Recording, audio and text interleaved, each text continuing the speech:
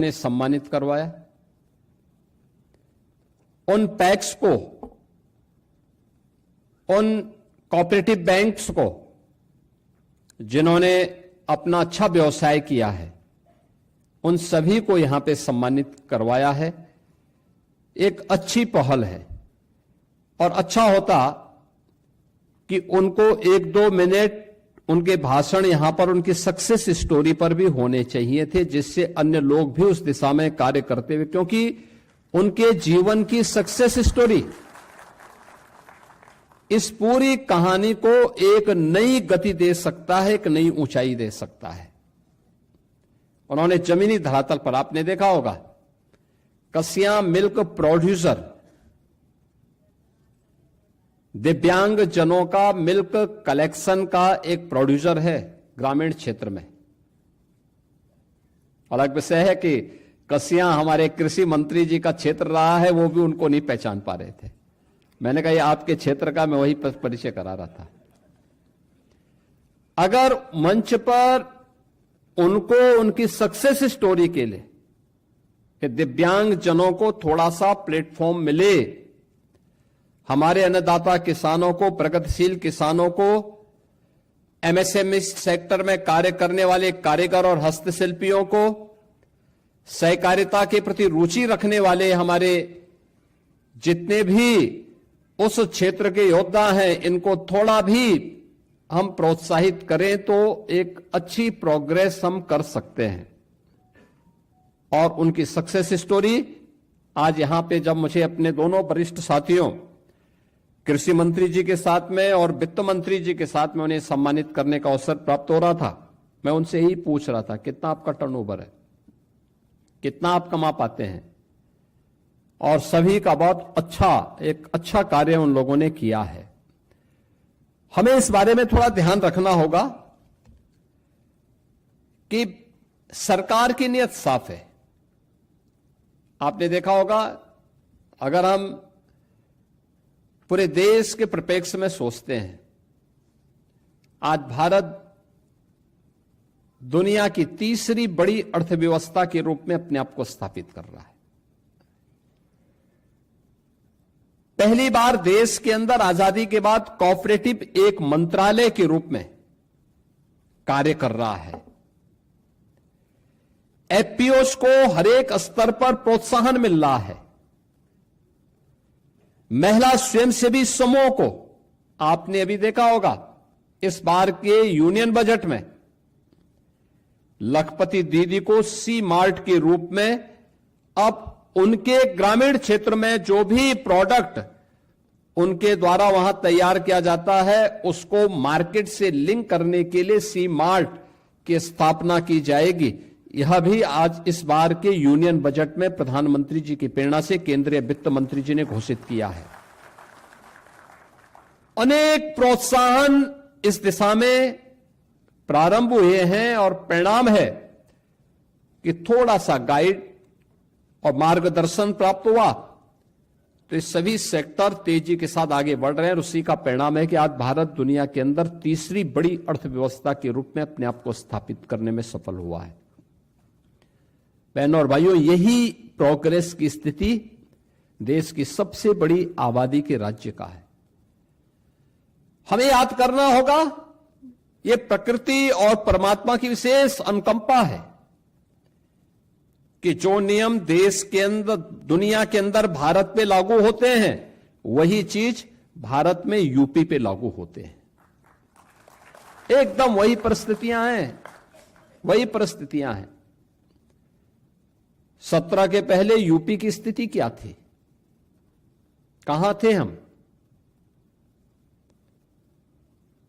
न विकास था, न रोजगार था।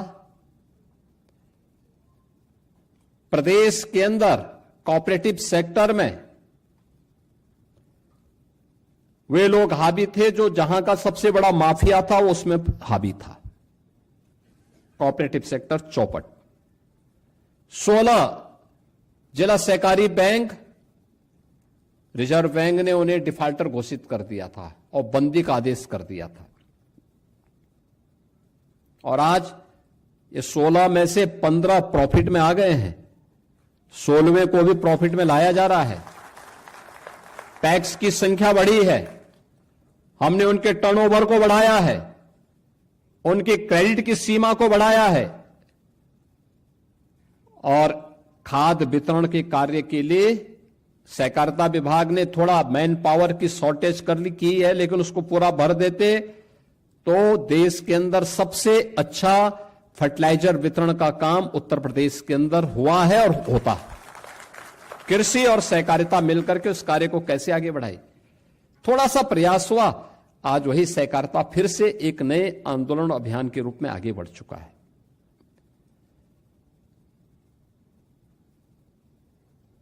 यानी सरकार की नीयत साफ हो तो उसके परिणाम भी स्पष्ट दिखाई देते हैं। एमएसएमई सेक्टर की क्या स्थिति थी? यूपी के अंदर पलायन कर चुके थे, हस्तशिल्पी निराश था, कारीगर हताश था, एमएसएमई सेक्टर बंदी के कगार पर था, वीरानी थी। सरकार ने उसको थोड़ा सा प्रोत्साहन दिया, 1 डिस्ट्रिक्ट 1 प्रोडक्ट के रूप में हमने यूपी के अंदर उसको प्रोत्साहित किया। आज यूपी के अंदर, यूपी देश का पहला राज्य है जो अपने यहां एमएसएमई सेक्टर को 5 लाख रुपए की सुरक्षा बीमा का कवर देता है। 96 लाख एमएसएमई यूनिट यूपी के अंदर कार्य कर रहे हैं। 3 करोड़ परिवार आजीविका के लिए इसी सेक्टर पर निर्भर कर रहा है, क्योंकि यह तब संभव हो पाया जब सरकार ने उसकी ब्रांडिंग की 1 डिस्ट्रिक्ट 1 प्रोडक्ट के रूप में, उसको टेक्नोलॉजी के साथ जोड़ा, उसकी ब्रांडिंग की, मार्केट से जोड़ा, पैकेजिंग के साथ जोड़ा, डिजाइनिंग के साथ जोड़ा। आज परिणाम है हम सबके सामने। इस एक्सपोर्ट के बाद हमारे वित्त मंत्री भी कर रहे थे, कुल 84,000 करोड़ का यहां से यूपी के अंदर कुल एक्सपोर्ट होता था। आज इसकी संख्या बढ़ करके 1,86,000 करोड़ का हो चुका है। पूरे देश के अंदर यह अपने आप में एक ब्रांड बन चुका है।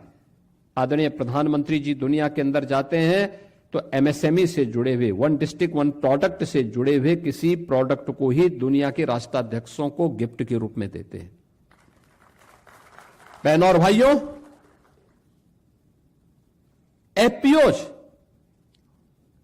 एफपीओज की क्या ताकत है? हम लोगों ने पिछले 4-5 वर्षों से यूपी ट्रेड शो का आयोजन करना प्रारंभ किया है ग्रेटर नोएडा में, और इसमें गत वर्ष में देख रहा था सबसे अच्छा सराहा गया था वो था यूपी के एफपीओज को। यूपी के एफपीओज जितना अच्छा काम कर रहे हैं, अभी मैं बाहर भी प्रदर्शनी लगी हुई थी वो देख रहा था। यानी हर एक सेक्टर में कुछ ना कुछ नया हुआ है, चाहे वह महिला स्वयंसेवी समूह हो, एफपीओज हो, एमएसएमई सेक्टर हो या कोऑपरेटिव का सेक्टर। हर एक सेक्टर की जो संभावनाएं थी उन संभावनाओं को आज एक नई उड़ान मिली है। और हमारा मानना है, अभी मैंने पिछले दिनों स्टेट टेबल बैंकर्स कमेटी की बैठक भी की थी। आज से 8-9 वर्ष पहले यूपी के अंदर जो हमारा क्रेडिट डेबिट रेशियो था, सीडी रेशियो था, यह मात्र 43% था। आज ये बढ़कर के 61% हुआ है, और मैंने टारगेट दिया है कि इसको हर हाल में इस वित्तीय वर्ष यानी 31 मार्च तक 62% पहुंचाना है, और 26-27 वित्तीय वर्ष के लिए इसका टारगेट 65% का भी दे दिया कि 65% तक इसको लेके जाना है। मैंने 2025 में जब एसएलबीसी की बैठक की थी तब यह 56% था, और उस समय जब मैं देख रहा था तो उस समय हमारे 7 जनपद ऐसे थे जहां पे 40% का सीडी रेशियो था, उनमें प्रयागराज भी था, अयोध्या भी था। अब मुझे बताते हुए प्रसन्नता है कि प्रयागराज और अयोध्या 40% से ऊपर में आ चुका है। एस्पिरेशनल डिस्ट्रिक्ट हमारे अब 40% से ऊपर आ चुके हैं। केवल 3 जनपद हैं, 3-4 जनपद हैं जो 40% से नीचे हैं, उसमें भी हम तेजी के साथ कार्य करने जा रहे हैं। और मैंने बैंकर्स से इस बारे में अपील की थी कि वे थोड़ा शर्तों को रिलैक्स करें, सपोर्ट करें, एक पॉजिटिव भाव आना चाहिए। लेकिन यह तभी हो पाएगा, सेमिनार का मतलब अच्छा है, उद्घाटन सत्र आपने किया, छोटे छोटे समूह बनाकर ट्रेनिंग दीजिए एफपीओज को, किस सेक्टर में वो काम करना चाहता है, मास्टर ट्रेनर तैयार करके उनको ट्रेनिंग और फिर बैंक से उसका लिंक कर दिया जाए। लोन कम करें, हमने किया है उत्तर प्रदेश के हमारे लघु और सीमांत किसानों के लिए। सहकारिता के फील्ड में जब उनको लोन दिया जाता था 11% उनसे इंटरेस्ट लिया जाता था। बैंक उनका घाटे पे था क्योंकि या पैसा उनका डूबता था। हमने कहा भी इसको कम करो, आज कोऑपरेटिव में उसको कम किया है। अब हमने कहा कि भाई प्रयास होना चाहिए कि हम 5 से 6% में उनको किसानों को लोन उपलब्ध करवाएं। शेष गवर्नमेंट सपोर्ट करेगी उसको। आप देखना लघु और सीमांत किसान को आसान किस्तों में अगर लोन मिलेगा तो वह तेजी के साथ अपने यहां निवेश भी करेगा, खेती में पैसा लगाएगा। दूसरा, यह आवश्यक नहीं कि जैसी परिस्थिति देश के अंदर अन्य राज्यों में है निवेश की, खेती में लागत की, उतना यूपी भी करे। यूपी में उतनी लागत नहीं आएगी, कम आएगी। और कृषि मंत्री जी का भी ध्यान में आकर्षित करना चाहूंगा, यूपी में कम आएगी। इसलिए कम आएगी क्योंकि यूपी देश ही नहीं दुनिया का पहला ऐसा क्षेत्र है जहां पर 86% लैंड हमारे पास सिंचित है, सिंचित भूमि है या सिंचाई की बेहतर सुविधा है। सबसे ज्यादा लागत बीज में, सिंचाई में और किसी एक तकनीक को अपनाने में किसान खर्च करता है। इतनी अच्छी फर्टाइल लैंड, अच्छा बीज उपलब्ध करवा दें, समय पे बीज उपलब्ध हो जाए, सिंचाई के साधन हैं, तो उसकी लागत अपने आप ही कम आ जाती है। अन्य जगहों में सिंचाई की लागत ज्यादा है, हमारे यहां तो किसान, ज्यादातर किसान 40% किसान हमारा ऐसा है जो किसान ट्यूबवेल पे निर्भर करता है। 16 लाख ट्यूबवेल ऐसे हैं जो बिजली से चलते हैं। उन सबको हम, उन सभी किसानों को फ्री में बिजली दे रहे हैं। नहरों से होने वाली सिंचाई, यह सिंचाई फ्री में है।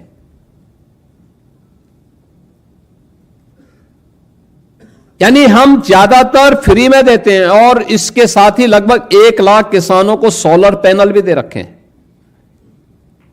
मैंने वित्त मंत्री से कहा है कि भाई प्रयास करना चाहिए कि हम इन सभी किसानों को जो ट्यूबवेल से सिंचाई करते हैं, इनको अगर सोलर पैनल दे दें और सोलर पैनल के माध्यम से कोई एक अच्छी व्यवस्था आगे बढ़ा दें तो उनको भी आसान होगा और गवर्नमेंट को भी आसानी होगी।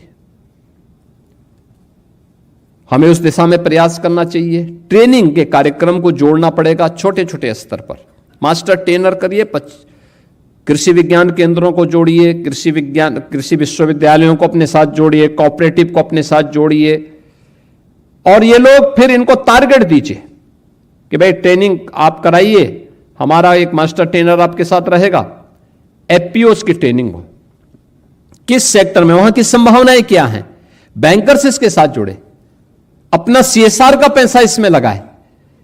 याद रखना, उससे आपका बिजनेस भी बढ़ेगा, बैंक का भी बिजनेस बढ़ेगा। नाबार्ड को, रिजर्व बैंक को, अन्य बैंकर्स को इसके साथ जुड़ना पड़ेगा। गवर्नमेंट उसमें सपोर्ट करने को तैयार है। और आज यूपी के अंदर प्रयास जो प्रारंभ किया गया, परिणाम क्या है? जो यूपी बीमारू राज्य था, आज वह देश का रेवेन्यू सरप्लस स्टेट के साथ ही भारत की इकोनॉमी का ब्रेक थ्रू बन करके भारत की इकोनॉमी को एक मजबूती प्रदान कर रहा है। और याद करिए ना, आज से 10 वर्ष पहले यूपी का शेयर भारत की इकोनॉमी में मात्र 8% रह गया था, आज हम 9.5% तक पहुंचे हैं। यूपी भारत के अंदर सबसे बड़ी आबादी का राज्य था, हमारे पास सबसे अच्छा मैन पावर भी था, सबसे अच्छी फर्टाइल लैंड भी थी, सबसे अच्छा जल संसाधन भी था, लेकिन देश की अर्थव्यवस्था में हमारा योगदान 8% रह गया था। और उत्तर प्रदेश की इकोनॉमी भी देश के अंदर 8वें 9वें स्थान पर थी। आज मुझे बताते हुए प्रसन्नता की अनुभूति हो रही है। याद करिए, 16 में यूपी की जो अर्थव्यवस्था थी, ये मैं भी नाबार्ड के उससे बोल रहा हूं और ये मेरे आंकड़े भी थे, क्योंकि हम लोग यहां पे वर्तमान में जो कार्य कर रहे हैं उसके तहत भी 2016 में केवल 11,70,000 थी और इस वित्तीय वर्ष में यानी 31 मार्च तक 36 लाख करोड़ तक पहुंचेगी। 36 लाख करोड़ की एक यात्रा है। ये यात्रा दिखाती है कि नियत साफ हो तो परिणाम भी, रिजल्ट भी स्पष्ट सामने आते हैं, और वही परिणाम है ये जो परिणाम आज हम सबके सामने इस रूप में देखने को मिल रहे हैं। इस परिणाम का इसका रिजल्ट क्या है? रिजल्ट है यूपी के अंदर 16 में पर कैपिटा प्रति व्यक्ति आय 43,000 थी, आज ये बढ़कर के 1,20,000 तक पहुंची है। 1,20,000 यानी लगभग 3 गुना। हमने फिस्कल डेफिसिट 3% से कम है यूपी का, यानी देश के किसी भी राज्य में अगर आप जाएंगे तो वहां पे सबसे वित्तीय प्रबंधन का बेहतरीन उदाहरण। और यूपी गत 5 वर्ष से रेवेन्यू सरप्लस स्टेट के रूप में अपने आप को स्थापित किया है। और अब तो यूपी यानी 4 वर्ष में, यानी हम पिछले 5 वर्षों से रेवेन्यू सरप्लस भी है। टैक्स रेवेन्यू में 60% की वृद्धि, और पिछले 8 वर्ष में 9 वर्ष में हम लोगों ने कोई भी नया टैक्स उत्तर प्रदेश के नागरिकों पे नहीं लगाया, किसी भी नागरिक पे नहीं लगाया, कोई नया टैक्स नहीं लगाया। बल्कि देश के अंदर डीजल पेट्रोल सबसे कम दाम पर यूपी के अंदर मिलता है, उस पर वैट सबसे कम यूपी के अंदर है। यानी कार्य करने की क्षमता सरकार की जब होती है तब यह आज रिजल्ट आते हैं, और उस रिजल्ट का परिणाम है कि आज यूपी देश के अंदर नंबर 2 की इकोनॉमी के रूप में अपने आप को स्थापित किया है। 8 से हम नंबर 2 पर आ गए। यूपी की जो गति है कृषि क्षेत्र में ही अगर आप देखेंगे, आज से 8-9 वर्ष पहले, यानी सरकार ने थोड़ा सा सपोर्ट किया, सरकार खड़ी हुई किसानों के साथ में, सिंचाई की क्षमता बढ़ाई, बीज सही दिए, उनके ट्रेनिंग के कार्यक्रम को जोड़े, कृषि विज्ञान केंद्र जो ठिफंड पड़े हुए थे, बंदी के कगार पर थे, बंजर पड़े हुए थे, जब थोड़ा कृषि विभाग ने उसमें मेहनत की, आज परिणाम क्या है? कृषि विकास दर यूपी की 8% से बढ़कर के अब 18% से ऊपर हो चुकी है, 18% से ऊपर चल रही है। यानी ये लगातार वे आंकड़े हैं जो उत्तर प्रदेश के अंदर आज हम सबको अपनी ओर आकर्षित करती है, और ये चीजें दिखाती हैं कि सरकार के द्वारा थोड़ा सा प्रयास किया जाए तो परिणाम आ सकते हैं। हमारा जो मानना है कि 26-27 के लिए जो हमारा 3 लाख करोड़ रुपए का कृषि ऋण है, यह 13% पहले की तुलना में बढ़ा है। और हम लोग इस बात को मानते हैं कि टेक्नोलॉजी, इरिगेशन, स्टोरेज और प्रोसेसिंग, यह इस दिशा में हमें नए निवेश को आगे बढ़ाना होगा। याद करना, हमारा अन्नदाता किसान मेहनत कर सकता है, लेकिन जब तक वैल्यू एडिशन के साथ हम उसको जोड़ेंगे नहीं, वह लाभकारी नहीं होगा उसके लिए। एमएसपी यानी 1.5 गुना लागत का 1.5 गुना दाम, तो उसको एमएसपी के माध्यम से गारंटी मिल सकती है, लेकिन उसको ज्यादा मुनाफा कमाना है तो वैल्यू एडिशन के साथ उसको जोड़ना पड़ेगा। एफपीओज उसमें बड़ी भूमिका का निर्वहन कर सकते हैं, ज्यादा मुनाफा उसको दे सकते हैं। 17 के पहले यही बीमारी थी यूपी के अंदर। एक तो शासन की योजना का लाभ सीधे किसान को नहीं मिलता था, इसका लाभ बिचौलिया लेते थे। आज हम सीधे पैसा किसान के खाते में डाल रहे हैं, किसान को उपलब्ध करवा रहे हैं, और इसलिए इस दिशा में हम लोगों को नए प्रयास को आगे बढ़ाने की आवश्यकता है। एमएसपी हम सीधे अब डीबीटी के माध्यम से अन्नदाता किसान के खाते में डाल रहे हैं। यूपी ने इस दिशा में जो प्रयास प्रारंभ किए हैं, मुझे लगता है कि हमें एक्सपोर्ट की दिशा में आज देश के अंदर यूपी ने खाद्यान्न के लक्ष्य को बेहतरीन दिशा में आगे बढ़ाया है। यानी अगर कृषि योग्य भूमि देश के अंदर देखेंगे तो यूपी के पास भारत की आबादी का 17% यूपी में निवास करता है, लेकिन कृषि योग्य भूमि मात्र 11% है। लेकिन खाद्यान्न उत्पादन यूपी के अंदर हमारा अन्नदाता किसान भारत के कुल खाद्यान्न उत्पादन का 21% से अधिक उत्पादन अकेले यूपी कर रहा है, उत्तर प्रदेश कर रहा है।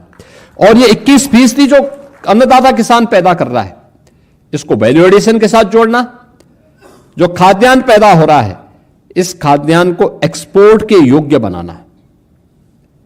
ग्लोबल मार्केट की डिमांड क्या है, कैसे, क्या क्वालिटी चाहिए। स्वाभाविक रूप से फर्टिलाइजर, केमिकल, पेस्टिसाइड की मात्रा न्यूनतम हो, उसको न्यूनतम करने की दिशा में नेचुरल फार्मिंग एक नया विकल्प आपके सामने है। जिन किसानों ने किया है अच्छी प्रोग्रेस की, लागत कम हुई है उनकी, 12 से 15 हजार की बचत पर एकड़ में हुई है, उस दिशा में हमें प्रयास करना होगा। तकनीक कैसे इसमें आगे एक बड़ी भूमिका का निर्वहन कर सकती है। हमने इस बार देखा है, डीएसआर पद्धति से धान पैदा करने वाले किसानों ने 2.5 गुना अधिक मुनाफा कमाया है, अधिक पैदावार उनके खेतों में हुई है। लागत कम हुई है लेकिन पैदावार ज्यादा हुई है, और लागत कम प्रोडक्शन ज्यादा, जब ज्यादा होगी किसान अपने आप उससे मुनाफा कमाएगा। आप गन्ना किसानों को देखें ना, प्रदेश के अंदर क्या स्थिति थी। सन 2000 से 2017 के बीच में गन्ना किसानों को कुल 2,14,000 करोड़ का भुगतान हुआ है 17 वर्षों में, 2,14,000 करोड़ का। और 17 से लेकर के 25 के बीच में, इन 9 वर्षों में, यानी 8-9 वर्षों में हम लोगों ने 3 लाख करोड़ अन्नदाता किसान के खाते में, गन्ना किसानों के खाते में सीधे पैसा दिया है। यानी 17 वर्ष में जितना नहीं हुआ, उसके आधे वर्ष में उससे भी हम लोगों ने 86,000 करोड़ अधिक किसान के खाते में भेजा है पैसा। आज 1 कुंटल का हम 400 रुपया अन्नदाता किसान को दे रहे हैं, गन्ना किसान को दे रहे हैं। ये सरकार के द्वारा की गई प्रक्रिया, यानी उस दिशा में उठाए गए कदम हैं, और इसके माध्यम से लाभान्वित होने वाले किसानों का है। आज यूपी इथेनॉल उत्पादन में देश के अंदर नंबर 1 पर, गन्ना उत्पादन में देश के अंदर कुल गन्ना उत्पादन 55% केवल यूपी कर रहा है। चीनी देश के अंदर यूपी उत्पादन नंबर 1 पर यूपी है। इथेनॉल उत्पादन कुल उत्तर प्रदेश के अंदर 41 करोड़ लीटर होता था, अब यह 182 करोड़ लीटर है, जो देश के अंदर नंबर 1 पर है। और यह केवल ethanol blended petrol sugar ethanol sector का, यानी अब यह एक एश्योर्ड कैश फ्लो है अन्नदाता किसान के खाते में, एक श्योरिटी है। ये पैसा कहीं नहीं जाना, किसान के खाते में जाना है। जो पहले पेट्रो डॉलर के रूप में बाहर जाता था, आज वही पैसा हमारे अन्नदाता किसान के खाते में जा रहा है इथेनॉल ब्लेंडेड के माध्यम से। और उस कार्यक्रम को भी हम इन चीजों के साथ जोड़ रहे हैं। यह एक इसके साथ देखने को हम सबको मिली है। हम लोगों को इस दिशा में कार्य करना होगा। डिजिटल गवर्नेंस में ई-केसीसी पोर्टल में ऋण स्वीकृति का समय यह काफी कम हो चुका है। यानी जो पहले 3-4 सप्ताह लगता था, जो घट करके, याद करो ना, पहले किसान जाता था और इसके माध्यम से जब वह केसीसी के माध्यम से ऋण लेने का प्रयास करता था तो उसमें कम से कम 25 दिन से लेके 1 महीना लगता था। आज वह ई-केसीसी के माध्यम से मात्र 5 मिनट का समय लग रहा है। 5 मिनट के अंदर उसको ऋण की सुविधा प्राप्त होती है। लेकिन इसको हमें और सशक्त करना होगा। अन्नदाता किसान और सरकार आज आर्टिफिशियल इंटेलिजेंस का उपयोग खेती में कैसे हो सकता है, इस दिशा में एक नए प्रयास को आगे बढ़ा रही है।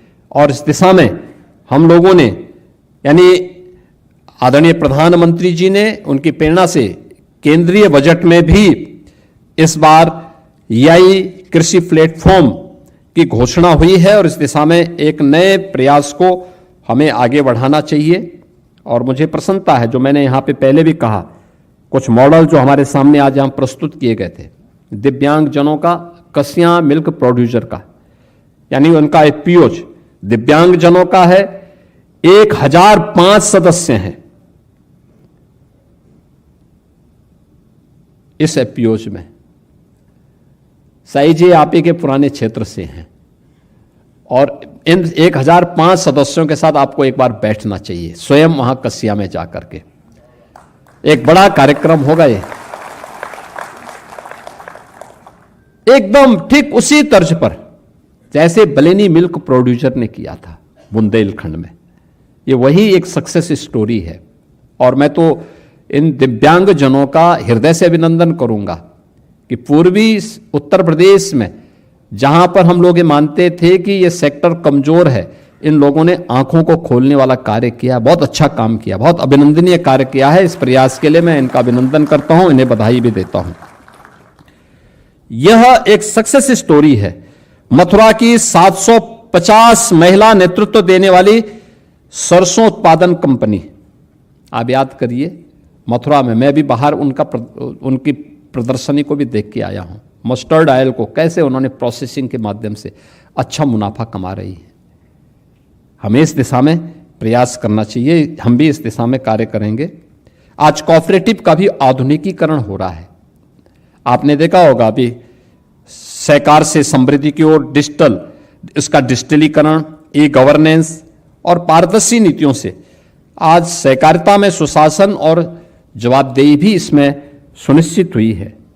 हम इस दिशा में पूरी तत्परता के साथ कार्य कर रहे हैं और इसमें हम लोगों के द्वारा प्रयास, हमारा पूरा प्रयास होगा कि यह गवर्नमेंट इस दिशा में कार्य करे। और यूपी देश के अंदर पहली गवर्नमेंट है जो विश्व बैंक के साथ एग्रीटेक पर कार्य कर रही है। एग्रीकल्चर, एमएसएमई, वोमेन, एग्रीटेक और यूथ एंटरप्रेन्योर्स पर आज हम फोकस करें। बैंक के विकास, जो इंटरेस्ट रेट है, इसको हमें कम करना होगा। ट्रेनिंग को फोकस करना होगा। अलग अलग क्षेत्र में अलग अलग प्रकार के जो क्लाइमेटिक जोन हैं या जो हमारे कृषि विज्ञान केंद्र हैं या कृषि विश्वविद्यालय हैं, इनके लोकेशन भी उसी रूप में स्थापित हैं। इन सब को केंद्र बना करके अगर हम कार्य करेंगे तो कोई कारण नहीं कि आज का जो एक क्रेडिट सेमिनार है, आदरणीय प्रधानमंत्री जी के विजन के अनुरूप 2027 में भारत को तीसरी बड़ी अर्थव्यवस्था के रूप में स्थापित करने और 29-30 में यूपी जैसे राज्य को $1 ट्रिलियन की इकोनॉमी बनाने में मददगार होगा। यानी यूपी अनलिमिटेड पोटेंशियल की जो हम बात करते हैं, तो अनलिमिटेड पोटेंशियल उस हमारी कार्य क्षमता से, कार्यदक्षता से वह हम सबको दिखाई देगा।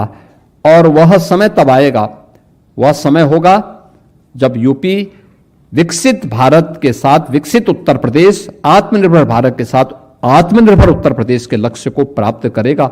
और इस प्रकार के सेमिनार उसमें बड़ी भूमिका का निर्वहन कर सकते हैं। लेकिन हमें इसको छोटे स्तर पर ट्रेनिंग के साथ, स्पेसिफिक ट्रेनिंग के साथ, उस प्रकार के मास्टर ट्रेनर को पहले से तैयार करके और फिर उनको उन लोगों के बीच में भेज करके जो जिस सेक्टर से संबंधित कार्य करना चाहता है, एफपीओज के लिए, एमएसएमई के लिए, या फिर लखपति दीदी जो सी मार्ट के रूप में जिन्हें आगे बढ़ाना है, या कोऑपरेटिव सेक्टर में, अलग अलग सेक्टर में अगर हम कार्य कर पाएंगे तो उसके बेहतर परिणाम आएंगे। मैं आज के इस सेमिनार के लिए नाबार्ड को, सभी बैंकर्स को हृदय से धन्यवाद देता हूं और विश्वास करूंगा कि इसको और व्यापक पैमाने पर आगे बढ़ाने का आप कार्य करेंगे। आप सबके प्रति मेरी मंगल में शुभकामनाएं हैं। धन्यवाद। जय हिंद। धन्यवाद।